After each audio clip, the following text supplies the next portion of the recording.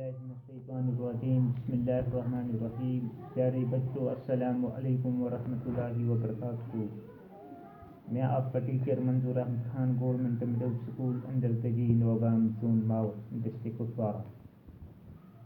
आज 21 जुलाई 2020 ईस्वी पंचम जमात के बच्चों के लिए उर्दू की निसाबी किताब से माखूज सबक गुरु नानक देव जी पेश करने जा रहा है।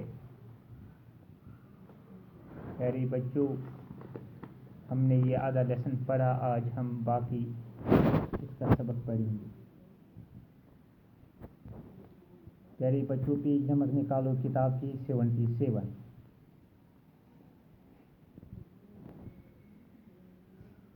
वो अक्सर चुपचाप बैठे रहते और दुनिया की बातों पर गौर करते।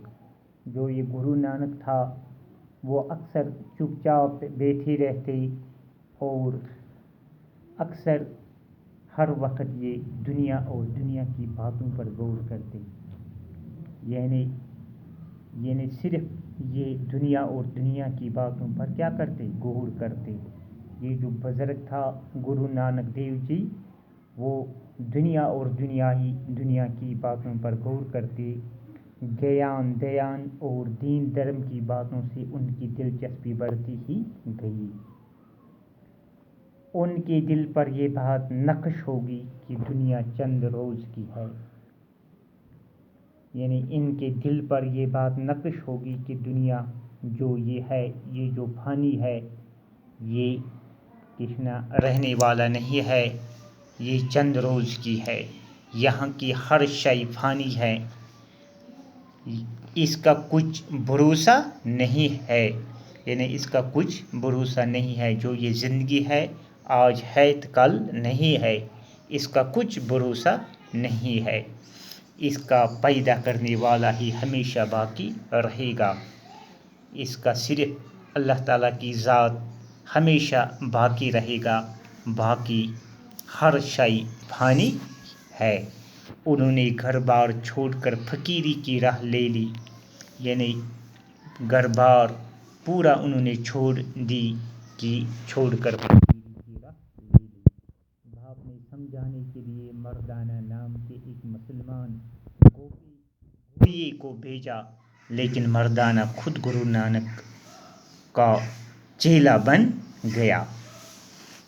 गुरु नानक भाला और मर्दाना के साथ आसपास घूम घूम कर लोगों की नसीहत करते कि खुदा एक है, वही सब का पैदा करने वाला है।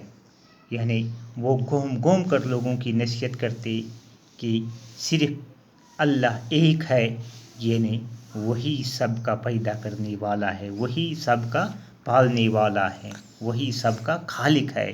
उसके लिए सब बराबर है, चाहे कोई भी मज़हब मानो, मगर नेक